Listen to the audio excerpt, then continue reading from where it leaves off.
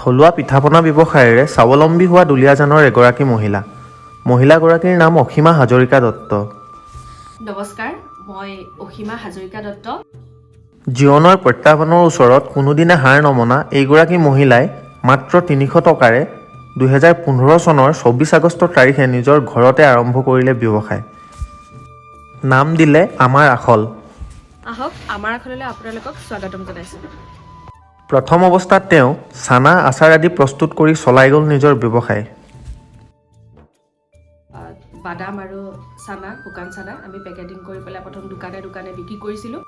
তাৰ কিছুদিনৰ পাছতেই তেওঁৰ মনলৈ আহিল নিজৰ ব্যৱসায়ৰ লগত থলুৱা পিঠাপনাক সাঙুৰি লোৱাৰ অন্য এক নতুন চিন্তা। তাৰ এটা বছৰ পাছত অৰ্থাৎ ২০১৬ বৰ্ষত তেওঁ নিজৰ ক্ষুদ্ৰ উদ্যোগটিত সংযোজন কৰিলে তিল পিঠা, ঘিলা পিঠা, নাৰিকলৰ লাড়ু আদি থলুৱা পিঠাপনাৰ। যিহেতু দেখিবলৈ পাওঁ বজাৰলৈ গ'লে হোটেলৰ আমি ৰং বিৰঙৰ মিঠাই আমি চাহ খাওঁ, ৰং বিৰঙৰ মিঠাই দেখোঁ, কিন্তু শ্ব'কেছত আমাৰ থলুৱা পিঠাপনাবোৰ আমি দেখিবলৈ নাপাওঁ। সেয়েহে চিন্তা কৰিলোঁ তেতিয়া আমাৰ থলুৱা পিঠাপনাবোৰ ইমান এটা হাইজেনিক হিচাপে বনোৱা হয়, যিহেতু বজাৰলৈ উলিয়াই দিলে সকলোৱে খাব আৰু স্বাস্থ্যসন্মত যিহেতু, সেইটো কাৰণে ভাবিলোঁ এই ব্যৱসায়টো আৰম্ভ কৰোঁ। বহু কষ্ট আৰু চেষ্টাৰ ফলত তেওঁ গঢ় দিয়া আমাৰ আখলে যেন এতিয়া পূৰ্ণতা পাইছে।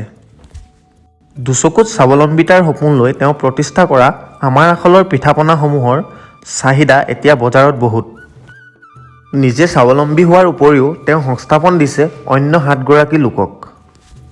আমাৰ আখলৰ লগত আমাৰ 7গৰাকী ছোৱালী, তাৰপিছতে 2-3গৰাকী তেনেকৈ মহিলা, বিবাহিত মহিলা জড়িত হৈ আছিলে আৰু তেওঁলোকে সংস্থাপন এটা পাইছিলে সুন্দৰকৈ। আৰু সেই ছোৱালীকেইগৰাকীয়ে নিজৰ পঢ়া শুনাৰ খৰচৰ উপৰিও নিজৰ পিন্ধা ইউনিফৰ্ম বা এডমিশ্যনৰ খৰচটো উলিয়াই ল'ব পাৰিছিলে, হাত খৰচটো উলিয়াব পাৰিছিলে। আমাৰ আখলৰ এই পিঠাপনাসমূহ অসমৰ বিভিন্ন জিলাৰ লগতে এতিয়া বিক্ৰী হয় ঝাৰখণ্ড, দিল্লী, কলিকতা আদিৰ দৰে অন্য বহু ঠাইত। সমাজে সৰু বুলি গণ্য কৰা থলুৱা পিঠাপনা ব্যৱসায়ৰ জৰিয়তে তেওঁ এতিয়া প্ৰতিমাহে উপাৰ্জন কৰে 40,000 পৰা 50,000 টকা। প্ৰতি মাহে আমাৰ আখলৰ আমি উপাৰ্জন কৰোঁ 40-50,000 টকা আমি উপাৰ্জন কৰোঁ। ব্যৱসায় কৰি যোৱাৰ লগতে তেওঁৰ অন্য এক লক্ষ্য ইডলি, ধোচা আদিৰ দৰে আমাৰ থলুৱা পিঠাপনাসমূহকো প্ৰতিখন হোটেল ৰেষ্টুৰাঁত উপলব্ধ কৰাৰ। নিজৰ কৰ্মৰে সফলতা চুব খোজা আমাৰ আখলৰ স্বত্বাধিকাৰী অসীমা হাজৰিকা দত্তৰ লগত কথা পাতোঁ আহক। আমাৰ আখলৰ পিঠাপনা আমি 15 চনৰ পৰা আৰম্ভ কৰিছিলোঁ এই ব্যৱসায়টো। আজি আপোনাৰ 7 বছৰ ৰানিং হৈ গ'ল, এতিয়া 8 বছৰত সোমাব।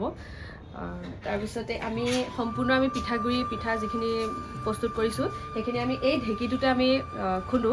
তাৰপিছতে লগতে এয়া ওচৰতে দেখিছে আমি দৈ থৈ দিছোঁ। এই দৈখিনি আমি যোৰহাট কুকিলামুখৰ পৰা আনিছোঁ, ম'হৰ দৈ হয়, আঠা দৈ পুৰা। তাৰপিছত আমি বিয়া সকামৰ অৰ্ডাৰ লওঁ, এনেকৈ এইটো কাৰোবাৰ বহুত দিনৰ পৰা আমি কৰি আছোঁ এইটো ব্যৱসায়। লগতে এইটো ঢেঁকী দেখিছে।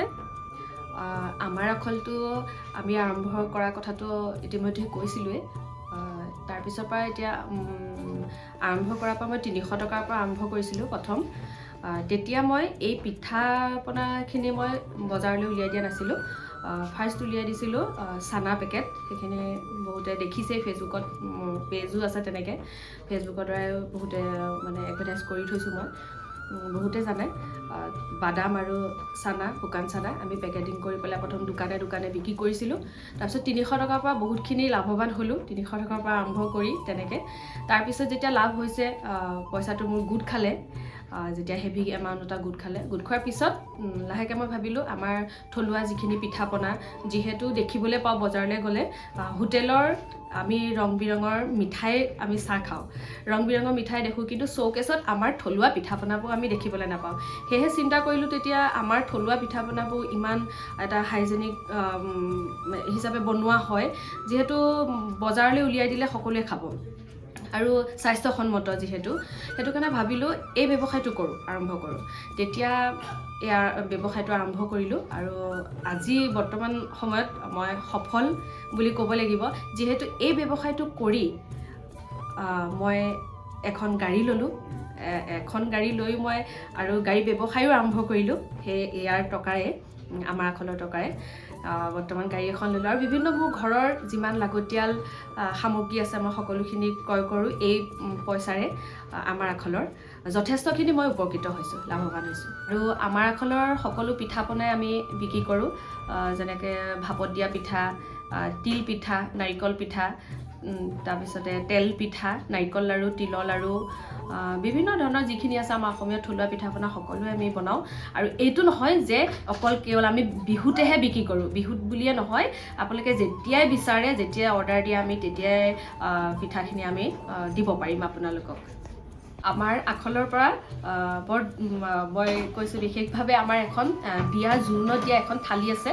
সেই থালিখন বহুত ঠাইলৈ গৈছে, অসমৰ ইমূৰ পৰা সিমূৰলৈ বুলি ক'ব লাগিব, আৰু অসমৰ বাহিৰলৈকো গৈছে, ঝাৰখণ্ড, কলকাতা, মুম্বাই, তেনেকৈ তাৰপিছত দিল্লী, তেনেকৈ বহুত ঠাইলৈ কিন্তু আমাৰ এই পিঠা পনাসমূহ গৈছে। তেনেকৈ জোৰোণৰ থালিখনো নিছে বিভিন্ন ঠাইলৈ, অনা অসমীয়া লোকেও আমাৰ পিঠা পনা খাইছে, বিৰাট ভাল লাগিছে খুবেই। আমাৰ আখলৰ যিখন আমাৰ জোৰোণৰ থালি, সেইখন আমাৰ অসমৰ প্ৰথম পদক্ষেপ আমাৰ আখলৰ, আমিয়ে প্ৰথম সেইখন মানে তৈয়াৰ কৰিছিলোঁ।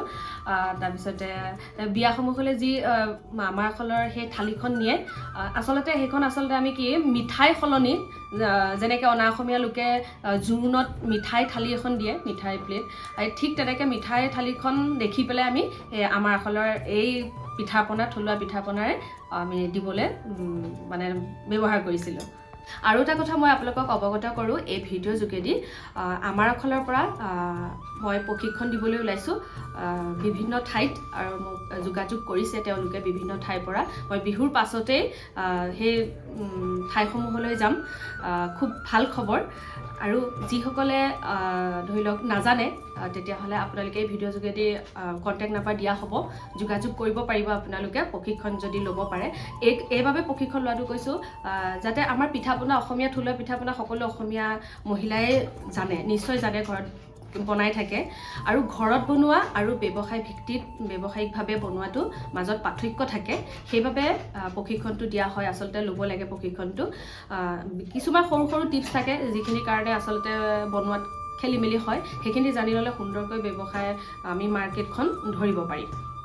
আৰু এটা খুব দুখৰ কথা আৰু লাজৰ কথা বুলিও ক'ব লাগিব, যিহেতু মই আজি নিউজটো চাওঁতে দেখিলোঁ, নিউজত দেখা পালোঁ কলিকতাৰ পৰা বোলে আমাৰ এই থলুৱা পিঠা পনা কলিকতাৰ পৰা আহিছে ইয়াত বিক্ৰী কৰিবলৈ অসমত। যিহেতু এনেকুৱা এটা অৱস্থা হৈ গৈছে, আমাৰ মাটি ভেটি গ'লেই আমাৰ নিজৰ স্বাভিমান গামোচাখনটো ইতিমধ্যে অনা অসমীয়াই বিক্ৰী কৰিয়ে আছে, এতিয়া যি দেখিছোঁ আমাৰ থলুৱা পিঠা পনাও তেওঁলোকৰ হাতলৈ গুচি গ'ল। আচলতে খুব লাজৰ কথা আৰু দুৰ্ভাগ্যজনক। আমাৰ অসমীয়া মহিলাই কি কৰিছে? আমাৰ অসমীয়া মহিলাইতো বনাব জানে, সকলোৱে বনাব জানে, কিন্তু বজাৰখন কিয় ধৰিব পৰা নাই?